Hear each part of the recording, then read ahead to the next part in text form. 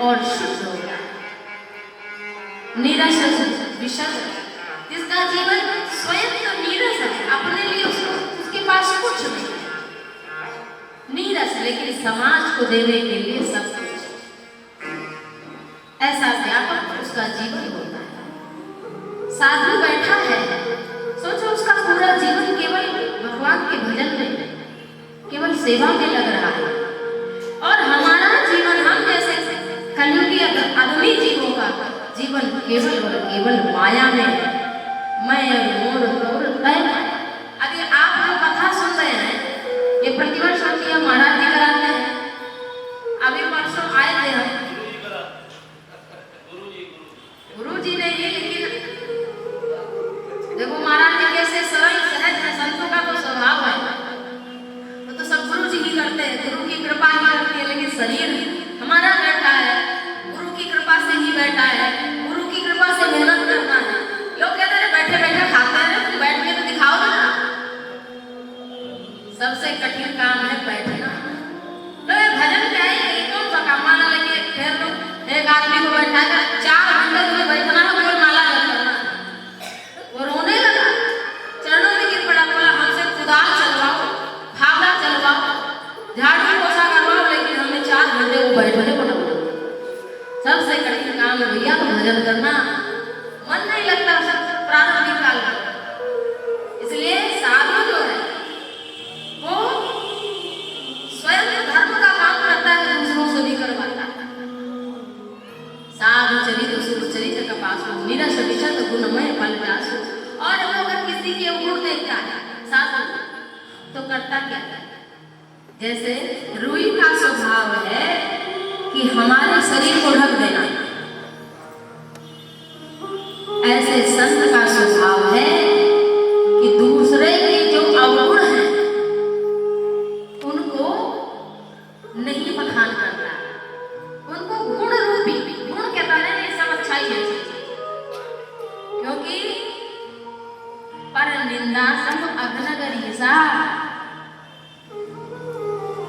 दूसरे की निंदा करने के समान कोई और पाप है ही नहीं। लेकिन कितने लोग हैं जो दूसरे की निंदा नहीं करते, बता हाथ उठाओ जो आज किसी की निंदा ना की हो एक बार भी। वो आदमी ऐसा है, वो व्यक्ति देवरानी जेठानी या पड़ोसी हमारी ऐसी हो गई है, किसी से फोन पर भी ना शिकायत करी हो, अगर आपने नहीं किया तो निश्चित ही आप बर्बादी हैं। तो निंदा करने का स्वभाव मिटाइए, साधु स्वभाव। और साधु में कपड़ा नहीं, साधु तो क्या ना कि साधु चरित्र, वो चाहे पीले कपड़े में हो, चाहे सूट सलवार में हो, चाहे धोती कुर्ता में हो, चाहे पैंट शर्ट में हो, लेकिन अगर उसका स्वभाव पवित्र है, उसका चरित्र बढ़िया है, तो वो साधु है। तो साधु की वंदना की और फिर कहा सत्संग की महिमा। गोस्वामी तुलसीदास जी कहते हैं, बिनु सत्संग विवेक न होई, राम कृपा बिनु सुलभ न सोई। बिनु सत्संग विवेक न होई,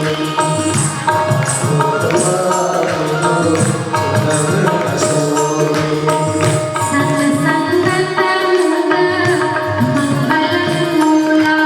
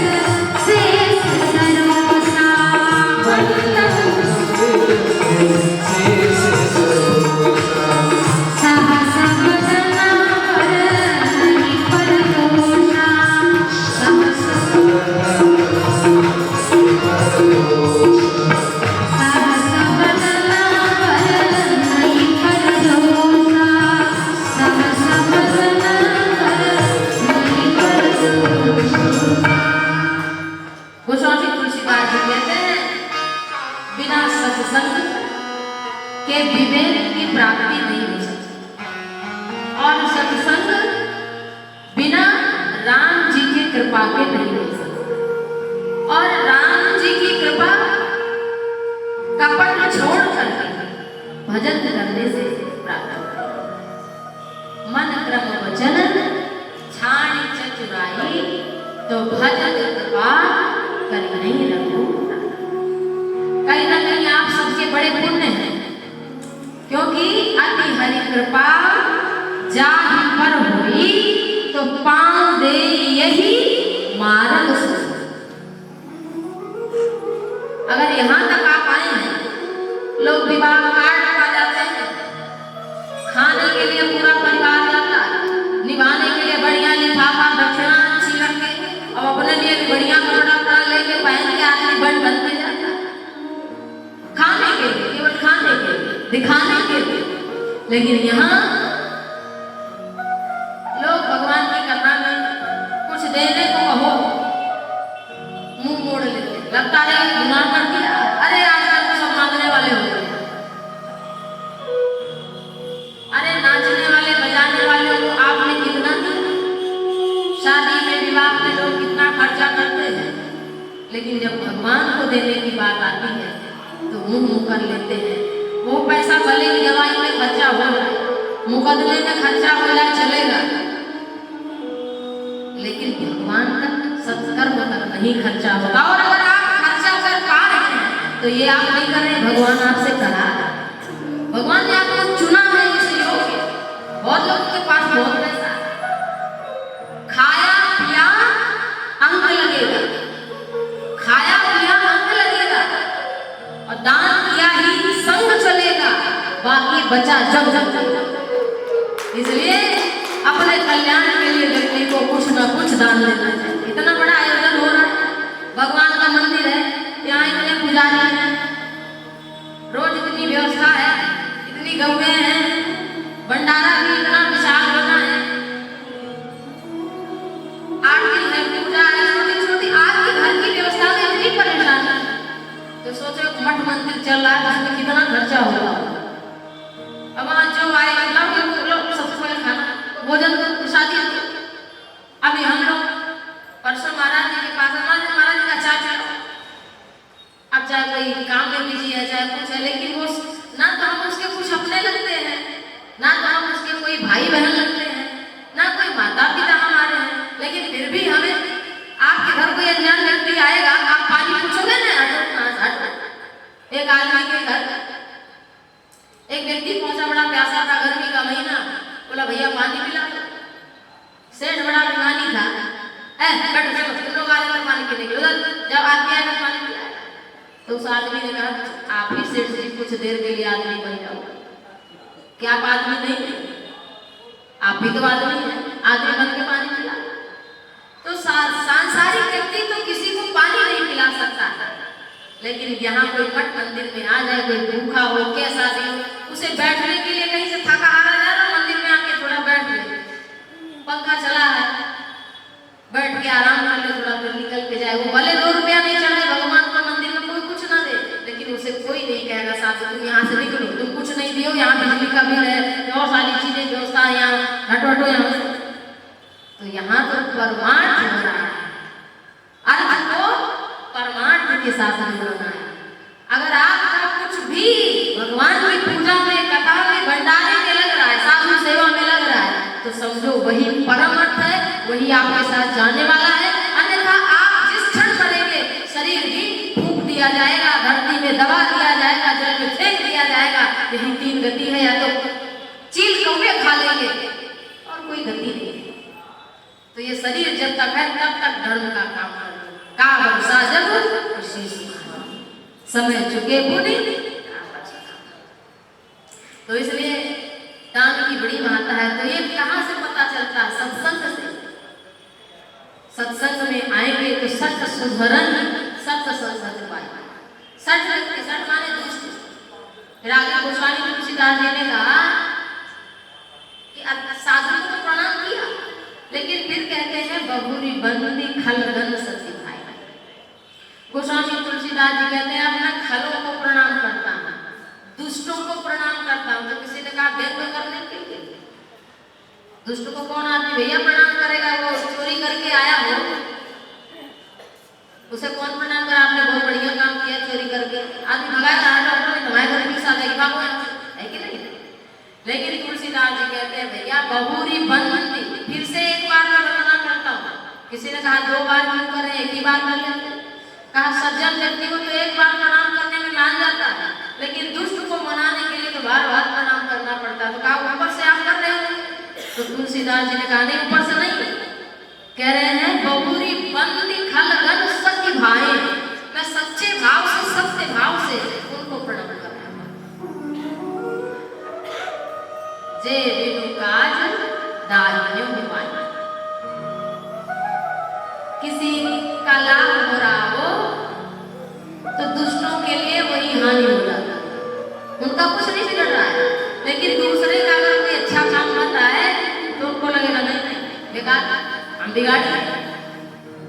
गोस्वामी तुलसीदास जी कहते हैं कि जो अपने मुंह से, मुंह एक है, जैसे भगवान शेष अपने हजारों मुख से श्री रघुनाथ जी की कथा का गान करते हैं, ऐसे दुष्ट जन अपने इस मुख को शेष का मुख बना लिए हैं और दिन भर मानो हजारों मुख से दूसरों की निंदा करते हैं। ऐसे लोगों को तुलसीदास जी कहते हैं हम प्रणाम करते हैं जिनके कान पृथु के समान, पृथु ने 10,000 कान मांगे थे भगवान से कि हम आपकी कथा सुने, ऐसे लोगों को तुलसीदास जी कहते हैं हम प्रणाम करते हैं जो दूसरे के अवगुण को 10,000 कानों से सुनते हैं। परिवार गृहस्थी में लोग निंदा ही करते रहते हैं जिनको ज्ञान है।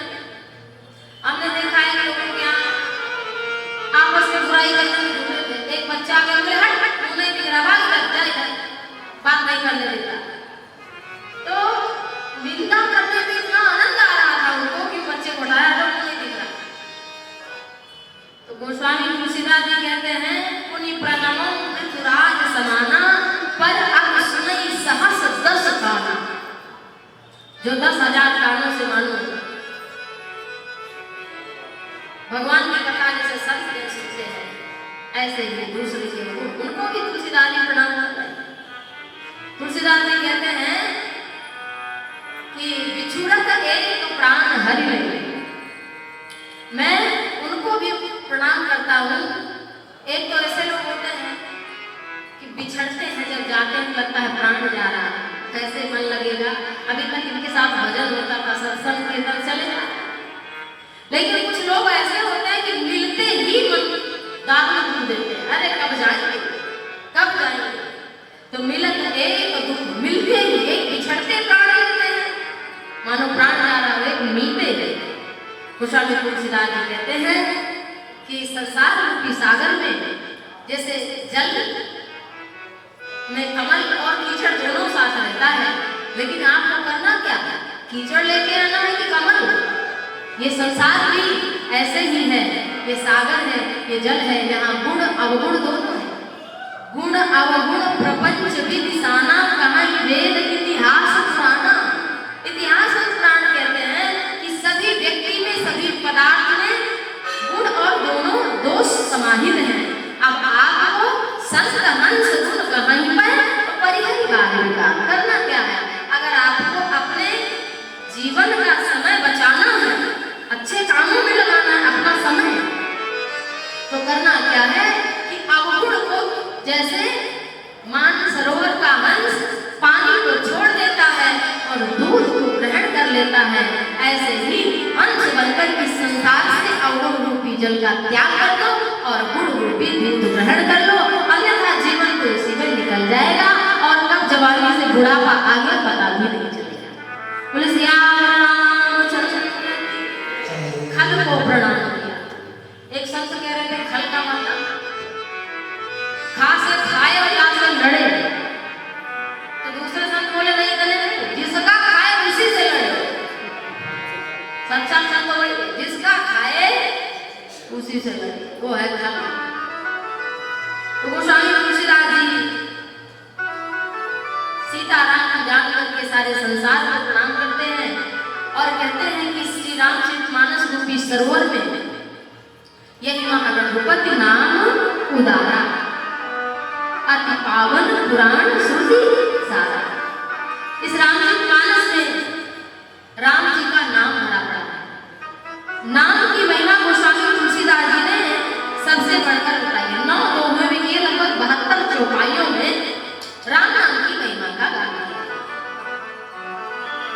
जब राजा परीक्षित, आप सभी ने श्रीमद् भागवत की कथा सुनी होगी, राजा परीक्षित जब घोड़े पर चढ़ करके जा रहे हैं और उन्होंने कलयुग को देखा था, काला काला फूल से डंडे से गाय और बैल के जोड़े को मार रहा है। तो परीक्षित महाराज जी ने धनुष पर बाण चढ़ा लिया और मारने को जैसे ही उद्यत हुए उसी क्षण वो शरणागत हो गया। और शास्त्र कहते हैं कि शरणागत को मुझे गजनहित अनहित अनुमान ते नर पामर पाप में विलोकन। कोई शरण में आ जाए कितना बड़ा अपराध किया हो तो फिर उसको क्षमा कर देना चाहिए, यदि शरणागत नहीं करेगा। तो जब शरणागत हुआ तो राजा परीक्षित ने कहा कि हमारे राज्य से निकल जाओ। तो कलयुग ने कहा था कि आपका राज्य तो दशों दिशाओं में महाराज ने कहा था। तो कहा द्यूतम कानम स्त्रियम सुना, ये स्थान भी है। कलयुग ने देखा कि बहुत अवगुण है, लेकिन इतने गुण में आई परीक्षित महाराज जी, केवल एक गुण मात्र था कलयुग में। कलेर दोष निधि राजन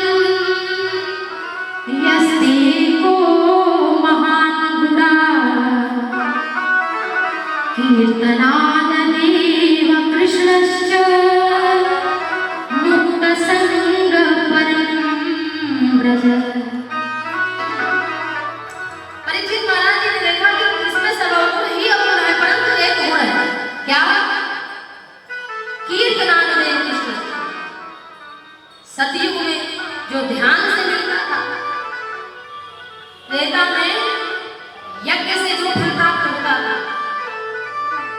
द्वापर में जो पूजा से मिलता था, वही कलयुग में केवल भगवान के नाम से प्राप्त हो जाता है। केवल एक यही गुण देख करके राजा परीक्षित ने कलयुग को छोड़ दिया। और गोस्वामी जी ने कहा है, कलयुग समझ आन नहीं जो नर कर विश्वास, और गाई राम गुण गण विमल भावतर भी नहीं प्रयास। कलयुग समझ आन नहीं।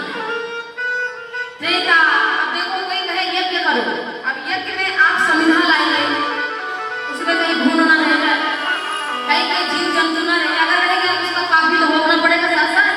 पुण्य का अपना खाता अलग चलता है और पाप का अलग। दुख और सुख बराबर चलते रहते हैं, कभी दुख आ गया कभी सुख।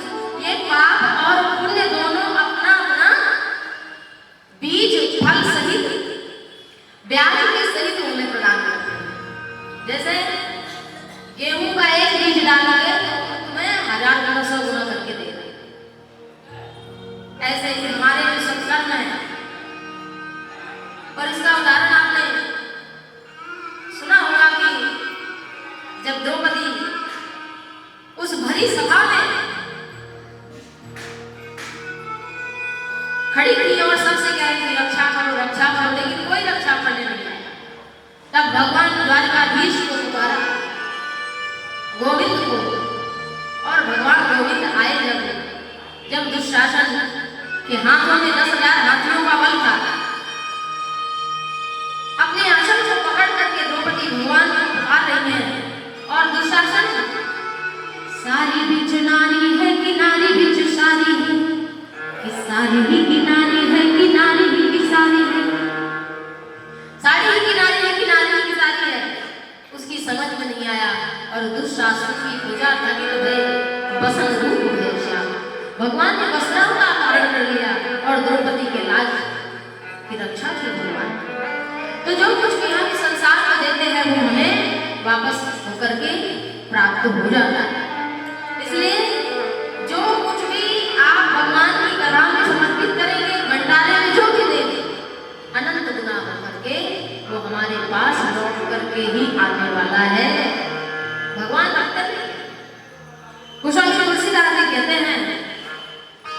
कि मैंने खल की वंदना की, साधु की वंदना की, राम नाम की बड़ी महिमा, सबसे बढ़कर राम नाम की महिमा। तो इसलिए एक व्यक्ति था, उसे बड़ी संतान की इच्छा हुई, बहुत कि हमारा बेटा हो। सुतविद लोक ईशना कीनी और कहेगा मन तिलक रत्न अमर। ये तीन ऐसी इच्छाएं हैं जो हर व्यक्ति को पागल कर देती हैं। सुतविद लोक, संतान चाहिए, नहीं हुई तो आदमी पागल रहता है। वित्त माने धन, धन ना मिले तो आदमी पागल रहता है। और यश, अगर इन सब चीजों से मन हट गया और कोई भजन करने में लग गया तो उसकी चाह होती है कि हमारा यश फैले, हमें सब लोग जान जाए, इसकी इच्छा बढ़ती है। ये तीन इच्छाएं मनुष्य को परेशान ही करती है। सुतविद लोक इच्छा। तो व्यक्ति सोचता था कि पुत्र हो जाएगा तब मैं सुखी हो जाऊंगा। एक संत उनके यहाँ महात्मा आए, उनसे कुछ पूछा, महात्मा ने अनुष्ठान कुछ बताया कि ये करो तो कुछ दिनों में तुम्हें संतान की प्राप्ति हो जाएगी। समय बीता, एक संतान हो गई। संतान से सुख थोड़ी ना मिल जाता है।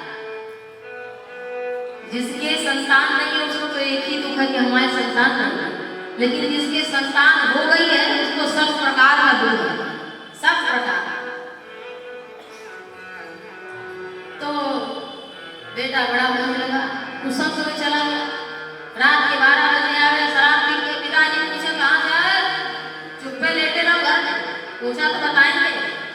अब बाप बहुत परेशान, पहले देखा कि है नहीं, अब हो गया तो और परेशान। सोचा कि उन्हीं संत से कहें हम, उन्हीं संत से कहे, उन्हीं से अनुरोध किया तो महाराज जी कहा ठीक है भाई, हम लेकर जाते हैं, कोशिश करें कि हमारे संत के प्रभाव से सुधर गया तो बढ़िया, नहीं तो देखा जाए। संत ने बड़ा प्रयास किया, वो नहीं माना, झूठ बोले, चोरी करे। सोचा संत ने कि ये सुधरेगा नहीं, अब हम ही सोच लें कि ये नहीं सुधरेगा, हम अपना पीछा छोड़। जा रहे थे कहीं निमंत्रण में, साधु महात्मा जंगल के बीच पहुंचे और बोले बेटा बस एक बात मेरी मान लो, मैं तुम्हें अपने से मुक्त कर दूंगा, तुम चाहे जहां जाओ, मुझे कोई मत करना। कहा क्या? कहा एक बार कह दो राम, एक बार। कहा इससे क्या होगा, क्या फायदा होगा? जो लोग तंबाकू खाते हैं, शराब पीते हैं, उनसे पूछो इससे क्या फायदा होगा, लेकिन वो पिएंगे। तो कह दो भजन करो, इससे क्या फायदा? उस आदमी ने कहा लड़के ने, इससे क्या लाभ होगा? कहा लाभ की तो जाने तो तुम एक बार बोल दो। कहा छोड़ दो क्या? हाँ। उसने कहा राम, तो कहा बन गया काम, अब जा जा जा विदा कर दिया। वो चला गया। दुष्ट का संगत थी उन्हीं मित्रों के पास। फिर से पहुंचा और उसे किसी ने उसकी हत्या कर दी, मार दिया गया अपने दुर्गुणों के कारण। जब वो मरा लड़का तो यमदूत उसको लेकर के यमराज के पास गए। यमराज ने पूछा चित्रगुप्त से कि इसने कोई जीवन में पुण्य किया है? महाराज एक बार काम आया, बाकी तो जीवन भर पाप ही पाप किया। अच्छा एक बार का क्या फल होगा? पूछा पहले तुम्हें पुण्य भोगना है कि पाप? उसने कहा पाप में जाना है, पुण्य तो है, भोग ले हम। कहा जो हमारा पुण्य उसी को हम पहले चाहते हैं। उस मृत आत्मा ने यही कहा, अब किससे पूछा जाए?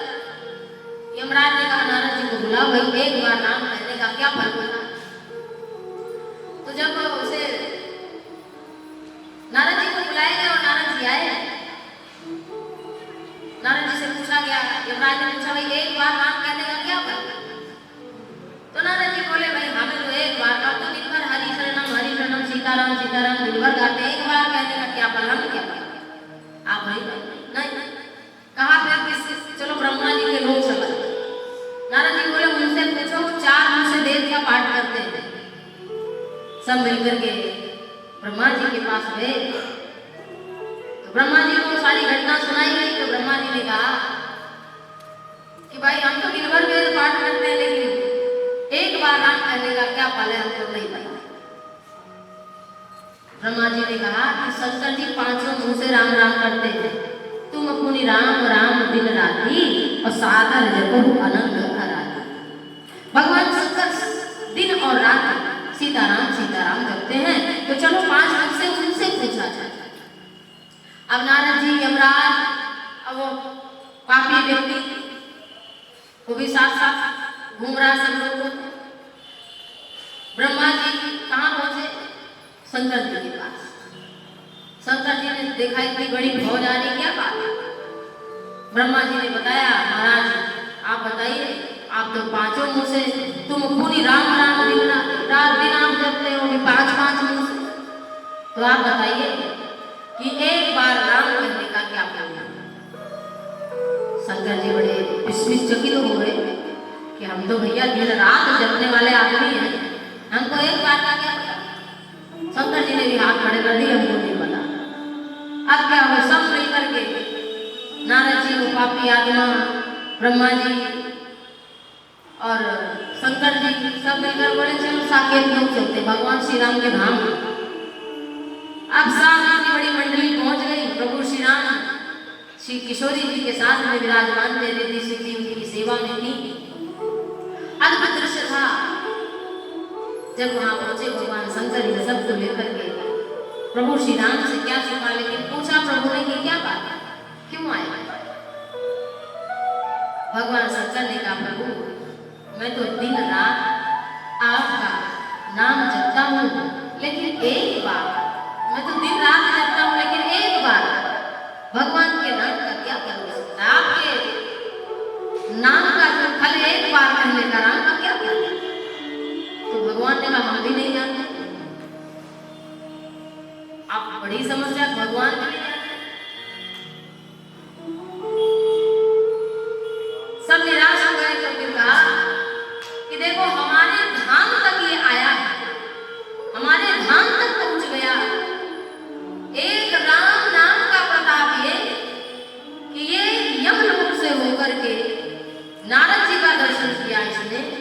संत दर्श जिन पातक कर रही, संत का दर्शन हो गया, इसके पाप भी नष्ट हो गए। एक बार राम कहने का फल संत दर्शन हो गया, बिन हरि कृपा मिला ही नहीं सकता। इतना पाप करने के बाद भी वो एक राम नाम का फल से नारद जी का दर्शन हुआ, फिर उसे ब्रह्मा जी का दर्शन हुआ, शंकर जी का दर्शन हुआ, फिर इन सबके साथ में कहाँ पहुंचा? साकेत लोग। तो भगवान ने कहा कि हमें लगता है बस एक बार राम कहने का फल यही है कि वो हमारे धाम तक पहुंच जाता है, वो साकेत लोग तक पहुंच जाता है। एक बार राम कहत जग जेऊ और वो तो तरन तारन नर देव। कहाँ लगी नाम पढ़ाई और राम न सकल नाम पढ़ाई। राम जी जानते तो हैं कि हमारे नाम की कितनी महिमा है, लेकिन फिर भी राम जी अपने नाम की महिमा का बखान नहीं करता। इतना है राम नाम में शक्ति, जो कुछ भी चाहिए नहीं कलि करम न भगति विवेक, राम नाम अवलंबन। इस कलयुग में जो लोग कहते हैं कि हम सत्कर्म कर लेंगे, कितना सत्कर्म आज आप करके आए बताइए? कितना दान करके आए हैं, कितना साधना करके आए, कितनी माला जप करके आप आए हैं, कितना गरीबों को सुख पहुंचा के आए हैं, साधु महात्माओं का आप कितना उनको कुछ भोजन करा के आए हैं। आज अमावस्या, आज ही का कितना आपने सत्कर्म किया, तो आप सत्कर्म के सहारे तो आप होना चाहते हो। नहीं कलि करम न भगति विवेक। और भक्ति प्रथम भगत संतन कर, पहली भक्ति हम ये अरण्य कांड में चर्चा करेंगे। तो जो भक्ति भी नहीं हो रही है, नहीं कलि करम न भगति विवेक। बात में क्रोध। एक आदमी था तो बहुत गुस्सा हुआ, रसोईया भोजन बनाए, एक दिन बड़ा बेकार भोजन बन गया, बड़ा नाराज, बहुत डांटा, है तुम कोई काम में सारी सब्जी खराब कर दी, ये कर दिया, नमक ज्यादा कर दिया, कम कर दिया, बहुत डांटा। दूसरे दिन रसोईया ने बड़े मन से भोजन बनाया, बहुत तब भी वो नाराज हुआ। कहा महाराज ने क्यों नाराज हो रहे? कहा जब तुम आज अच्छा बना सकते थे तो कल क्यों नहीं अच्छा बनाया? तो उसने कहा धन्य हो महाराज, आज का सुख तो ले लो, कल की छोड़ो, जो हो गया तो हो गया, आज बढ़िया बनाया, आज बढ़िया खा लो। तो जिसका क्रोध का स्वभाव हो, क्रोध छोड़ सकता है। तो एक वो चीज तो नहीं छूट पाएगा, क्रोध न काम न लोभ न मोह न मद न मत्सर। फिर भी हम अपने को कहते हैं कि हम धर्म का अनुष्ठान करते हैं। तो इसलिए स्वामी तुलसीदास जी को पता है, नहीं कलि कर्म न भगति विवेक, फिर राम नाम अवलंबन एकमात्र अवलंब है हमारे पास राम नाम का। भाई भाई अनंत आलस नाम जपत मंगल विसिदस। भगवान के नाम के लिए तो कोई साधन नहीं।